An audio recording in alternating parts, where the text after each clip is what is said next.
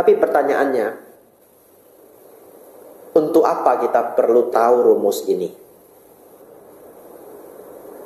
Untuk apa? Jawabannya adalah, ini tinggi nih ya, ini ilmu tinggi Bapak Ibu ya. Maka sejak hari ini, Anda harus benar-benar tahu. Kalau Anda menderita, yang membuat Anda menderita sesungguhnya adalah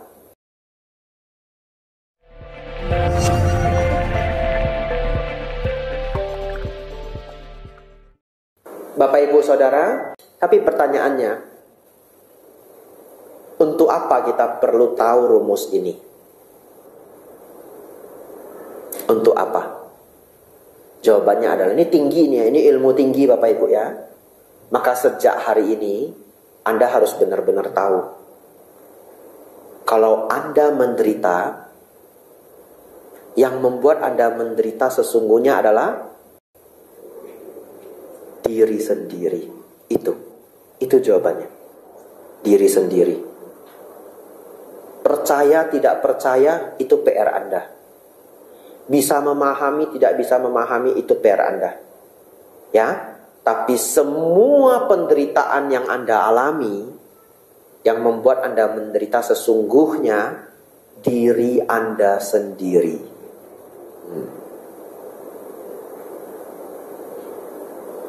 Kita buktikan.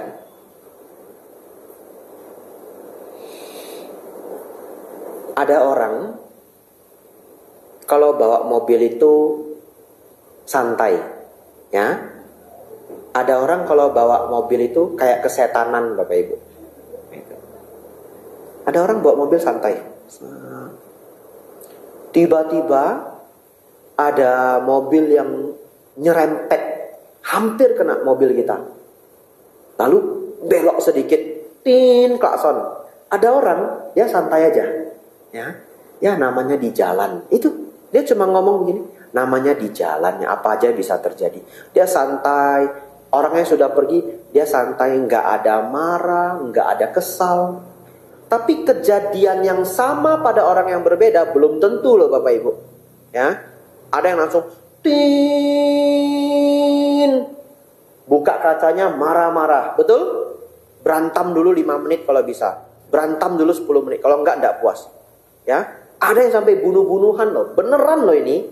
Beneran loh. Ya, di luar negeri sana ada videonya, hanya karena serempet begini dibunuh orangnya Bapak Ibu. Ya, namanya road rage dalam bahasa Inggris. Road rage. Road itu jalan, rage itu ngamuk. Amukkan karena di jalan. Bunuh loh Bapak Ibu. Apalagi di Amerika beberapa state itu semua orang punya pistol. Ya, karena road rage itu saling membunuh. Pertanyaan saya, kejadiannya kan persis sama. Kenapa setiap orang meresponnya berbeda-beda? Karena itu adalah bukti. Sebenarnya yang membuat dia menderita itu bukan mobil yang salah jalur itu. Ya, yang membuat menderita adalah diri sendiri. Anda pulang, renungkan ini terus-menerus. Ya, setiap Anda menderita, Anda renungkan. Yang membuat saya menderita adalah diri sendiri. Tapi jangan berhenti di sana. Kalau berhenti di sana nanti jadi salah paham. Setelah Anda tahu rumusnya diri sendiri, dicari penyebabnya, dicari solusinya. Ya, caranya gimana? Ada banyak sekali cara. Waktu saya sudah sudah cukup panjang. Tapi saya mau kasih rumus satu yang bagus. Kalau Bapak Ibu tidak tahu cara untuk menanggulanginya, cari temannya yang bisa. Simpelnya, kalau ada di antara Bapak Ibu yang kalau bawa mobil kayak orang kesetanan, ya, cari temannya yang kalau bawa mobil anteng, tenang, cari. Lalu sering-seringlah keluar bareng dia. Lalu sering-seringlah nanya dia. Ya, waktu dia hampir diserempet orang, nunggu orang kok lama banget, dia santai, tanyain dia, lu kok nggak marah? Gitu. Itu ilmunya beneran. Lu kok nggak marah? Gitu. Dia akan kasih Anda jawaban. Ngapain marah, namanya di jalan. Download di kepala kita Bapak Ibu. Ya, cara dia merespon itu adalah ilmu yang terbaik. Contoh, ada orang sabar banget sama anak-anak. Anak-anaknya mau gimana aja dia nggak marah. Sabar. Tegur tetap tegur, tapi nggak panas. Ngerti ya? Orang tua itu ya memang harus negur anak. Tapi ada yang panas beneran, ada yang cuma sedikit panas, ada yang nggak panas. Ya. Pertanyaannya, kalau Anda sangat tidak sabaran dengan anak-anak, cari ini umat yang datang ke wiara. Mana yang paling sabar sama anak-anak? Cari, tanyain dia. Lu kok bisa sabar anak-anak begitu? Nah, lalu dia akan kasih respon Bapak Ibu. Respon itu hafal. Namanya anak-anak, kita waktu kecil ya sama, ya toh? Kasih mereka kebebasan. Jadi pas mereka besar, mereka jadi berani bicara. Itu. Jangan selalu dibentak. Anak mau ngomong sedikit dibentak, ngomong sedikit dibentak. Nanti dia udah gede, dia nggak berani bicara. Nah, Anda baru tahu kan rahasianya kan? Saya juga baru tahu. Kenapa saya disuruh public speaking bisa? Kenapa? Papa saya, ini real ini. Kalau udah dengerin anak, waduh, karena dia sayangnya minta ampun, anaknya didengerin 2 jam. Sampai hari ini. Saya kalau pulang rumah Bapak Ibu, saya mau ngomong apa aja, papa saya tuh dengerin dengan fokus loh dia dengerin. Saking sayang sama anaknya, fokus loh dia dengerin. Iya, kasih respon yang positif gitu.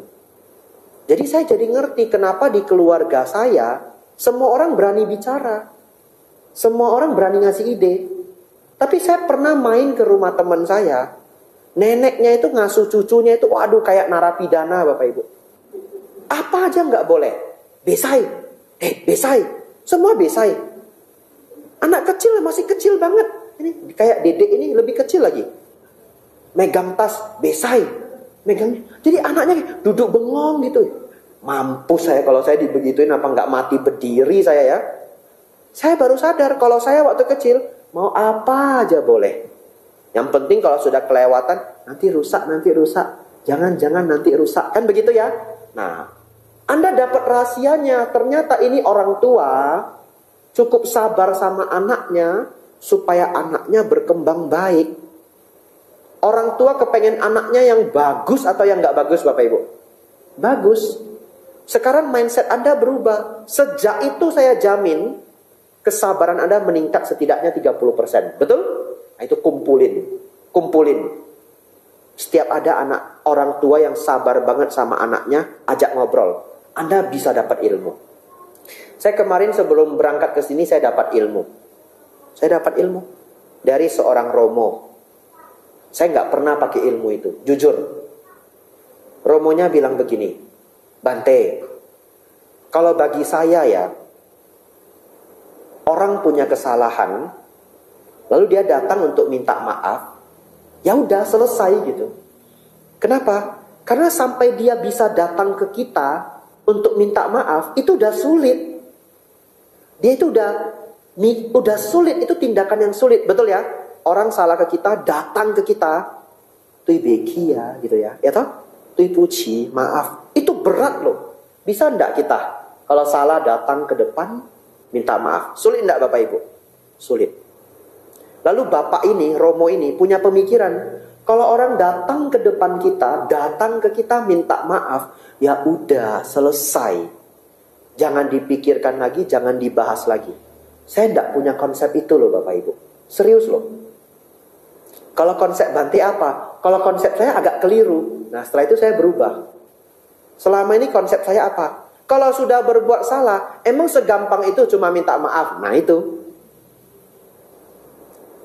Kalau kita punya konsep, kalau sudah berbuat salah, emang segampang itu cuma minta maaf, tidak bertanggung jawab, tidak berubah diri. Bisa jadi orang pemaaf enggak Bapak Ibu? Sulit. Karena konsep. Jadi kalau Bapak Ibu sulit memaafkan, cari teman yang gampang memaafkan. Tanyain konsep dia. Konsep-konsep kebijaksanaan ini Bapak Ibu sangat berharga. Bisa mengubah hidup kita.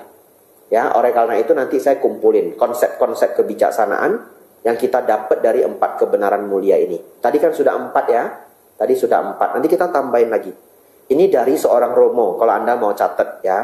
Kalau orang sudah meminta maaf, ya udah, kita belajar memaafkan. Itu dari Romo, bukan dari Suta ini. Ya. Bapak Ibu Saudara, hari ini Anda dapat satu kebijaksanaan lagi.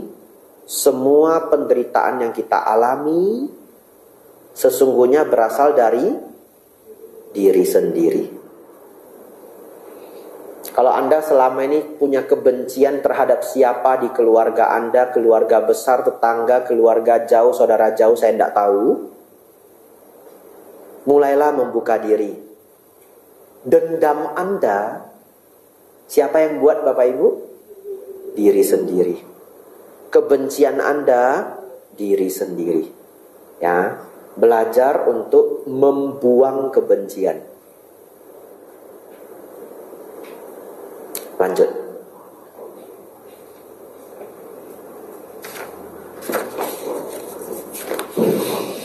Tapi bagaimana nafsu keinginan dan ketidaktahuan menyebabkan penderitaan fisik? Hal ini dikarenakan nafsu keinginan menciptakan karma yang membawa pada kelahiran ulang. Menjadi terlahirkan artinya menjadi memiliki tubuh. Dan sebegitu kita telah memiliki tubuh, maka kita mudah tertimpa kecelakaan, luka, kesakitan, usia tua yang merupakan berbagai bentuk penderitaan fisik. Oleh karena itu, kita bisa mengatakan bahwa nafsu, keinginan, dan ketidaktahuan adalah penyebab dari penderitaan fisik. Jika nafsu keinginan adalah penyebab penderitaan, apakah kita tidak boleh berjuang untuk hal apapun? Di sini Sang Buddha membedakan antara keinginan yang disertai kotoran batin, tanha, dan ketidaktahuan awija, dengan keinginan yang tidak disertai kotoran batin dan tanpa kebodohan, canda.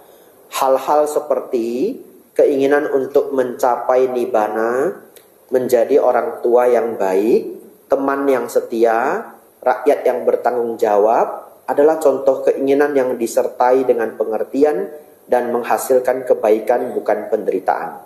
Ketika keinginan-keinginan adalah berdasarkan pengertian dan menghasilkan kebaikan, bukan penderitaan, sebagai sifat yang beretika dan menuju pada tujuan-tujuan yang berharga, keinginan-keinginan demikian adalah untuk dikejar. Silakan digarisbawahi kalimat terakhir, keinginan-keinginan demikian adalah untuk dikejar, ya. Ya, kalimat yang terakhir ini sangat penting Bapak Ibu ya, karena beberapa umat Buddha itu salah paham. Banyak umat Buddha yang berpikir bahwa umat Buddha tidak boleh punya keinginan, ya. Itu keliru Bapak Ibu ya. Yang tidak punya keinginan itu batu bata Bapak Ibu. Ya, manusia mana mungkin lah tidak punya keinginan ya. Anda pagi bangun aja udah mikir mau sarapan apa, betul enggak? Ya toh? Cuma saya yang nggak mikir mau sarapan apa. Nggak ada gunanya, saya mikir juga nggak ada gunanya. Ya, sarapan apa ya? Ya bohot lah. Mau saya pikir juga nggak ada gunanya. Nah, Bapak Ibu Saudara, Anda harus paham ada tanha, ada canda. Hafal ya? Ada tanha, ada canda. C-H-A-N-D-A. Canda. Keinginan-keinginan yang jahat, yang buruk, yang disertai kemarahan, disertai keserakahan, disertai ego, itu disebut tanha.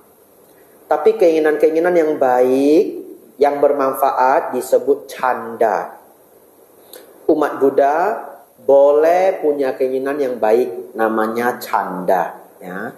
Ingin jadi samanera, ingin jadi atasilani, ingin bantu wihara, ingin sukses ya supaya anak-anak bisa saya kuliahkan ke luar negeri. Bante, saya ingin usaha saya lancar, saya bisa ngebahagiain orang tua. Itu canda, itu semua baik ya. Karena Anda bukanlah pertapa. Tapi kalau Anda nanti jadi biku, nah ada sebagian yang sudah nggak boleh gitu. Biku tetap punya canda, bukan tidak punya. Ya, biku tetap punya keinginan-keinginan yang baik. Tapi banyak keinginan-keinginan yang biku sudah tidak boleh miliki. Salah satu contohnya apa Bante? Biku tidak boleh bercita-cita menjadi dewa. Biku tidak boleh bercita-cita menjadi dewa. Umat boleh, ya. Kenapa nggak boleh Bante? Karena kalau biku bercita-cita jadi dewa, itu sama aja kembali ke duniawi. Karena dewa istrinya banyak, dewa hidupnya mewah, dewa hidupnya megah, ya. Dewa istrinya banyak Bapak Ibu, ya dikatakan ada yang punya istri 1000 Bapak Ibu. Ini beneran ini ya. Nah, tapi setelah saya ngomong begini, ada yang jadi muncul cita-cita gitu. Biarpun di kehidupan ini istri saya 1, kelak saya akan terlahir sebagai dewa gitu. Nah, itu muncul cita-cita ini ya. Ya nanti dia sambil lihat istrinya, kamu tidak tahu, saya sudah punya cita-cita baru. Nah, Bapak Ibu Saudara, biku tidak boleh bercita-cita menjadi dewa. Cita-cita biku hanya boleh satu, mencapai nibbana. Tapi ada loh biku lahir jadi dewa, beneran loh. Ya, di dalam suta. Lalu bagaimana kalau biku itu terlahir sebagai dewa? Beberapa tetap memilih mengasingkan diri. Setelah mengasingkan diri, bermeditasi. Sebagai dewa, tidak mengambil semua kemewahan dan duniawi itu. Dewa ini meneruskan latihannya. Ya, ada yang jatuh juga ada. Sudah lahir sebagai dewa, sudahlah, gak usah latihan lah. Kelahiran berikutnya aja. Ada juga ya. Bapak Ibu Saudara, keinginan-keinginan demikian adalah untuk dikejar. Baik, Bapak Ibu Saudara,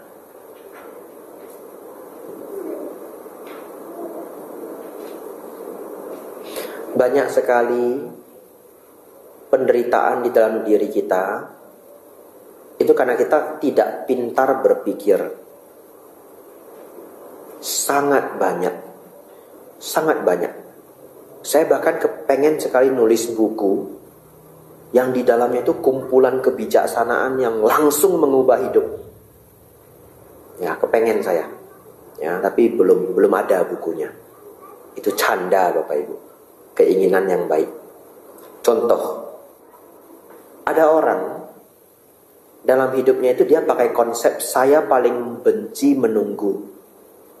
Itu konsep yang dia entah dengar dari siapa, lalu dia pakai. Betul ya? Saya paling benci menunggu. Kira-kira kalau orang benci menunggu, hidupnya bahagia atau menderita? Menderita.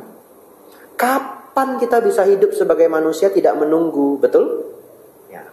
Setelah saya 10 tahun menjadi biku Bapak Ibu dan samanera, saya muncul satu skill. Skill saya apa? Saya sangat pintar menunggu. Ya, sangat pintar.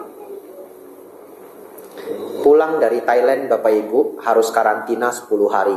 Saya karantina, masuk hotel 10 hari Bapak Ibu. Keluar dari karantina ditanya sama umat yang ngatur semuanya. Bante gimana selama di karantina, berat enggak? Enggak. Kenapa enggak berat Bante? Karena saya sudah di karantina selama bertahun-tahun. Ya toh? Saya sudah di karantina bertahun-tahun. 10 hari mah bahagia saya. Anda silakan karantina saya di hotel 30 hari. Happy saya. Ya toh? Tapi apa yang mau saya sampaikan? Kalau saya naik pesawat Bapak Ibu, tiba-tiba dapat kabar pesawatnya delay, saya sama sekali tidak ada stres sedikit pun di pikiran saya. Ini beneran. Tidak ada. Kok bisa Bante? Tidak tahu. Itu hasil latihan bertahun-tahun menjadi biku. Ya. Jadi akhirnya saya bisa mengatakan ke Bapak Ibu Saudara, saya senang-senang saja menunggu. Saya tidak mengatakan saya senang menunggu ya. Ya, rasanya kalau mengatakan saya senang menunggu rasanya lucu. Ya toh, rasanya lucu. Nanti Bapak Ibu besok mau jemput saya jam 5 sengaja datang jam 8. Ya toh? Saya tanya, kok datang jam 8? Katanya Bante hobinya menunggu. Nah, itu kena saya. Kena saya. Jadi saya tidak mengatakan saya senang menunggu. Tapi kalau menunggu ya senang-senang aja. Artinya kalau harus menunggu, ya enggak apa-apa. Betul ya? Jadi kalau saya naik pesawat, Bapak Ibu, tiket pesawat, sering sekali pesawat itu delay. Dibacain kabar delay. Terakhir saya delay paling panjang itu Tarakan ke Jakarta. Tarakan ke Jakarta. Bapak Ibu pasti terkejut. Saya tiba di bandara jam 1.30 siang. 1.30 siang. Jam berapa saya berangkat Bapak Ibu? 11 malam. Iya, pesawatnya rusak. Wah, itu. Ya udah, senang-senang aja menunggu ya. Senang-senang, oke aja menunggu. Nah, jadi saya ingin Anda tanamin mindset itu. Kalau Anda bisa ingat kalimat saya, kalau menunggu ya oke aja. Karena kita tidak mungkin tidak menunggu dalam hidup ini. Ya, Anda pakai mindset itu, Anda jadi orang yang lebih sabar. Tapi gimana mengakalinya? Anda selalu bisa bawa sesuatu, ya. Kalau saya perjalanan, saya ada buku Bapak Ibu. Saya taruh buku satu di yam saya. Yam itu tasnya biku. Taruh buku. Jadi kalau harus menunggu 2 jam, 3 jam, ya keluarin bukunya. Baca. Ya toh? Nah, jadi Anda cari sesuatu untuk dikerjakan. Nah, tidak ada yang tersiakan. Kalau nggak ada yang bisa dikerjakan, nanti meditasi. Ya toh? Mumpung. Ya toh? Kalau tidak ada kondisi ini, mungkin nggak kepikiran meditasi. Nah, ini sudah harus meditasi. Nggak bisa ngapa-ngapain lagi, ya udah meditasi. Nafas masuk, nafas keluar. Kalau Anda punya mindset ini, Anda jadi orang yang lebih ringan, ya. Satu mindset lagi, mindset sangat berkualitas Bapak Ibu, ya. Ini menutup perjumpaan kita hari ini. Saking pentingnya mindset ini, sengaja saya tekankannya sebagai nasihat terakhir. Baik, sebenarnya ilmu ini ada yang levelnya lebih gampang diterima dan ada yang levelnya lebih sulit diterima. Saya akan mulai dari yang gampang diterima, lalu saya lihat respon Anda. Kalau saya rasa respon Anda positif, saya lanjut yang nomor 2. Tapi kalau saya rasa cukup di nomor 1, nomor 2-nya kapan-kapan aja. Ya, saya lihat respon Anda. Ini ilmu mahal Bapak Ibu, ya. Bisa Anda praktekkan atau tidak bisa, itu ada di tangan Anda. Ilmu udah diturunin, Anda bisa lakukan, tidak bisa lakukan, itu ada di tangan Anda. Betul ya? Ya, seperti saya sudah mengatakan, hidup ini penuh dengan penantian, ya. Tapi kalau ada yang tetap nggak suka nunggu saya. Biarnya Bante Abijito yang nunggu, saya nggak mau nunggu. Nah, itu terserah Anda, ya. Ilmu udah diturunkan gitu. Nomor 1, siap-siap ya. Mengeluh tidak ada gunanya. Itu. Mengeluh boleh, saya nggak bilang mengeluh nggak boleh. Mengeluh itu manusiawi. Tapi Anda harus selalu ingat, keluhan Anda itu cuma memberi kepuasan semata di mental Anda. Tapi tidak menyelesaikan masalah. Malahan bisa nambah masalah. Iya. Terlalu sering mengeluh bisa diusir orang Bapak Ibu, ya. Atau tidak diundang lagi. Ingat, mengeluh itu tidak memberikan solusi. Tapi mengeluh itu manusiawi. Kalau bisa dikurangi, ya. Saya pun bisa mengeluh Bapak Ibu sebagai biku. Tapi saya berjuang juga untuk ngurangin. Tapi ketika saya mengeluh, saya tahu itu nggak ada gunanya. Saya tahu. Oleh karena itu apa yang harus dilakukan? Cari solusi. Itu. Kasih contoh ya. Di Indonesia semua sulit. Mau urus izin aja sulit. Mau dagang, mau usaha, preman di mana-mana. Itu kan viral ya. Ya, berita akhir-akhir ini, preman gitu. Kalau cuma mengeluh, akhirnya tidak berani ngapa-ngapain. Ada untungnya Bapak Ibu? Nggak ada. Pertanyaan saya, ada nggak orang yang dagang sukses di Indonesia? Banyak. Lah berarti ada solusinya. Ada nggak orang bikin usaha dan izinnya keluar? Ada. Tapi kalau seseorang cuma ngeluh, di Indonesia nggak bisa lah, bikin izin susah, dagang nggak bisa lah dagang, preman di mana-mana. Kamu kerja aja. Kerja nggak bisa lah, gajinya itu cuma kecil, lebih enak kerja di luar negeri. Jadi kamu ngapain? Nggak ada. Ngeluh aja Bapak Ibu. Pagi, siang, sore, malam ngeluh. Nggak kemana-mana. Ya. Oleh karena itu, ingat. Percaya saya, Anda mau pakai ilmu ini, nggak mau pakai, saya nggak bisa ngatur. Tapi saya berjuang agar Anda tahu mengeluh itu tidak ada gunanya. Mulai hari ini bukan jadi tukang mengeluh, ya, tapi seseorang yang problem solver, menyelesaikan masalah. Kalau nggak sanggup menyelesaikan, diskusi sama orang yang lebih pintar. Nah, cari Ko Jason itu, Ko Jason, ya, kepala wihara ya, apa Raka Sabah, ya. Udah diganti. Ganti siapa? Ko Martin mana? Datang enggak? Tadi datang ya, sudah pulang ya. Baik ya. Nah, tanya Ko Jason, karena Ko Jason yang ada di sini. Nah, misalkan, kalau ngeluh, tidak ada gunanya. Begitu Anda mulai berhenti mengeluh, Anda jadi kreatif. Anda jadi kreatif. Selalu memikirkan solusi. Gitu ya, Anda naik satu level. Dan itu sulit. Sangat sulit. Anda yang tidak menanggapi saya serius 2 minggu lagi lupa kok. Tapi kalau Anda yang nanggapin saya serius, hidup Anda berubah. Jadi orang yang problem solver. Anaknya lasa, bikin rusak barang terus. Barangnya ditinggiin. Iya toh? Selalu ada solusinya. Anaknya bandel, sering main saklar. Dimarahin 10 kali namanya anak-anak. Diselotip. Cari penutupnya. Ada itu penutup listrik itu ada. Ya.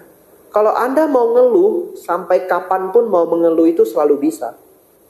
Tapi kalau Anda tidak mau mengeluh, Anda bisa cari jawabannya. Manusia itu sangat luar biasa Bapak Ibu. Ya. Bapak Ibu tahu enggak? Ada 2 saudara, namanya Robert Wright. 2 bersaudara. Mereka nyiptain apa Bapak Ibu? Pesawat. Coba bayangin. Nggak ada manusia bisa terbang di atas langit itu, nggak ada. Ini 2 ini kakak beradik. Kalau di Kepri namanya adik beradik. Ini 2 adik beradik ini kekeh mikirin caranya gimana bisa terbang coba. Aneh nggak orang ini? Coba ya, saya mau ajak Anda Bapak Ibu kita kembali ke masa lalu. Nggak ada yang namanya pesawat, nggak ada. Tiba-tiba ada 2 saudara ini bilang, saya mau terbang di atas langit. Pakai apa? Pakai kayu sama baling-baling. Anda ketawa enggak? Ketawa. Jadi kalau Bapak Ibu cuma cerita Bante persoalan hidup saya itu Bante yang nggak ada solusinya. Bante mah gampang kalau ceramah. Bante istri aja nggak punya gitu. Bante nggak tahu masalah keluarga itu rumit. Bante rumit. Bante bobempek lah. Pokoknya Bante bobempek gitu. Boleh aukai gitu. Bapak Ibu Saudara, itu orang di luar sana, kayu aja kayu, dibikin baling-baling gitu, terbang Bapak Ibu. Betul ya? Bapak Ibu lihat pesawat itu sore-sore lewat. Bapak Ibu tahu enggak pesawat itu apa? Besi. Ya, pesawat itu besi. Besi aja bisa terbang. Artinya banyak enggak persoalan yang sudah mereka pecahkan jawabannya? Banyak. Besi aja bisa terbang Bapak Ibu Saudara. Jadi kalau Bapak Ibu nanti sedang masalahnya banyak, duduk di atas atap itu, lihat pesawat. Nah itu. Ya, ingat kalimat saya itu. Iya ya, besi aja bisa terbang ya. Masalah saya ini mesti ada solusinya. Mesti ada solusinya. Kalau belum ada, setidaknya saya tidak menyerah. Betul Bapak Ibu? Lebih baik mengeluh atau berjuang? Berjuang. Lebih baik berjuang daripada mengeluh, ya. Lihat itu pesawat. Nah, anak saya bandel Bante, bandel banget. Aduh, sudah SMP 1 Bante, udah nggak ada obatnya Bante. Pusing saya Bante, harus bagaimana? Kasih ke Bante aja dah. Ya. Tidak. Lebih baik berjuang daripada menyerah. Kalau Anda suka baca buku, pergi ke Gramedia, borong semua buku parenting baca. Ya. Tidak suka baca buku Bante, oke, datang ke wihara, cari orang-orang yang Anda anggap dia orang tua yang pinter, yang sudah cukup berumur. Anaknya 3, anaknya 4, anaknya 5, bagus semua, nggak ada yang bandel. Tanyain, lu sama anakmu gimana? Lu sama anakmu gimana? Lu kok sama anakmu kok bisa ngobrol kayak temen ya? Ilmunya apa? Dikumpulin ya. Tapi rumusnya satu, jangan auban, jangan keras kepala.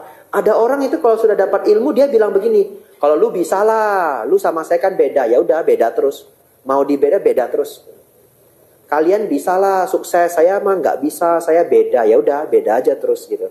Ya, beda aja terus, nggak pernah akan ada solusinya. Dikumpulin, datang ke setiap teman-teman yang Anda anggap dia orang tua yang lihai.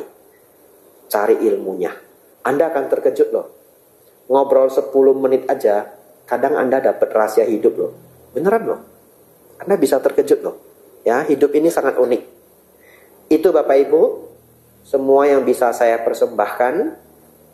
Yang nomor 1, mengeluh tidak ada gunanya. Mau yang nomor 2? Mau ya? Susah loh yang nomor 2 ini. Susah banget loh ini. Kalau saya sampaikan mungkin minggu depan lupa Bapak Ibu.